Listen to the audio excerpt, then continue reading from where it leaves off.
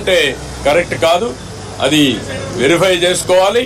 అక్కడ వేయకుండా ఇక్కడ వేస్తే ఎలాంటి తప్పులు.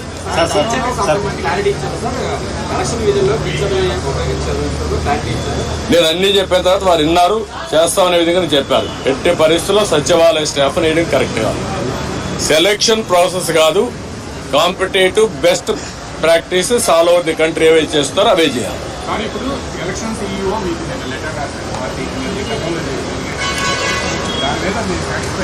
లేదు, దాని మీద కూడా మేము చెప్పాం. నిన్నే పంపించారు, మేము వెరిఫై చేసుకున్నాం, మళ్ళీ మీ దృష్టి తీసుకొస్తామని చెప్పి.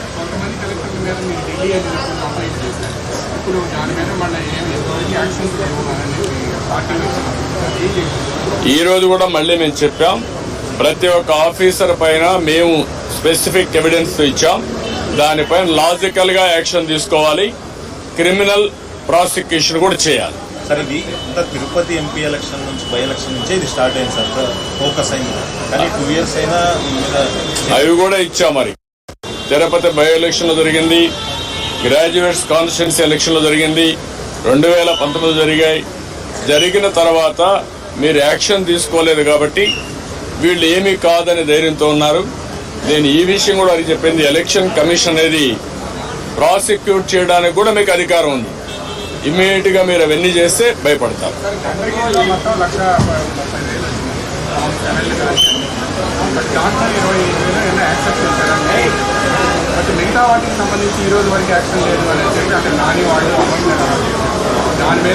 ఆ విషయం కూడా వారికి చెప్పాను.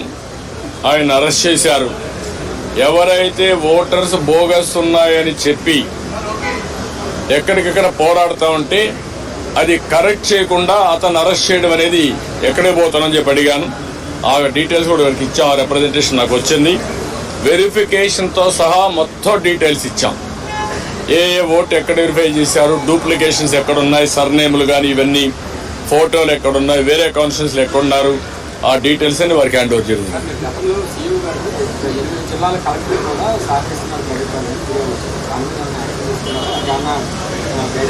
వారు చెప్పింది ఏంటంటే, మేము ఇంతవరకు కొన్ని యాక్షన్స్ తీసుకున్నాం, మళ్ళీ మీకు కమ్యూనికేట్ చేశాం. మళ్ళీ మీకు ఏదైనా గ్రీవెన్స్ ఉంటే మేము చెప్పాము, మళ్ళీ ఎప్పుడెప్పుడు చెప్తామంటే నిన్నే ఇచ్చారు కాబట్టి మీరు చూసి చెప్పన్నారు. డెఫినెట్గా మళ్ళా కంప్లైంట్ చేస్తాను. నేను ఒకటే చెప్పాను, ఆల్ ఆఫీసర్స్ బెదిరింపులు భయభ్రాంతులు చేస్తున్నారు. ఒక చీఫ్ సెక్రటరీ ర్యాంక్ ఆఫీసరే ఎలక్షన్ కమిషనర్గా ఉంటే కేంద్ర ప్రభుత్వాన్ని ప్రొటెక్షన్ అడిగే పరిస్థితికి వచ్చాడు. అదే ఎగ్జాంపుల్ వారికి చెప్పాను. ఇప్పుడు ప్రతి ఒక్క ఆఫీసర్ మీద, అది కలెక్టర్ కావచ్చు, ఎస్పీ కావచ్చు, కింద ఆఫీసర్లు కావచ్చు, బెదిరించడం, బ్లాక్మెయిల్ చేయడం, ఒకవేళ కానీ వినకపోతే కేసులు పెట్టడం, అరెస్ట్ చేస్తాం, థ్రెటన్ చేయడం, ఇవే జరుగుతున్నాయి. ఇలాంటి జరిగినప్పుడు మీరు ఫర్మ్గా ఉంటే తప్ప ఇక్కడ ఫెయిర్ ఎలక్షన్ జరగవని చాలా స్పష్టంగా చెప్పారు.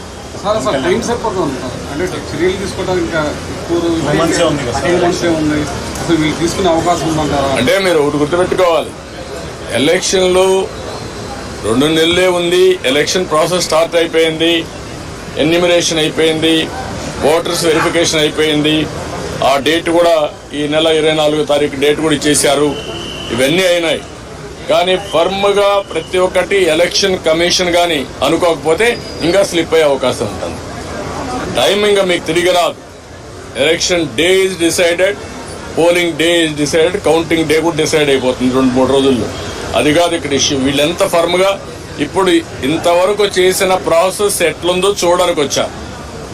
ప్రిపేర్డ్నెస్, ఆ ప్రిపేర్డ్నెస్లో ఏం చేయబోతున్నారో, ఏం జరిగిందో అన్నీ మేము మా యొక్క అబ్జర్వేషన్స్ కానీ, మాకుండే బాధలు కానీ, ఇక్కడ జరిగిన విషయాలు కానీ చాలా స్పష్టంగా వారికి ఎక్స్ప్లెయిన్ చేశాం. Now it is the duty of the election commission to conduct free and fair pole.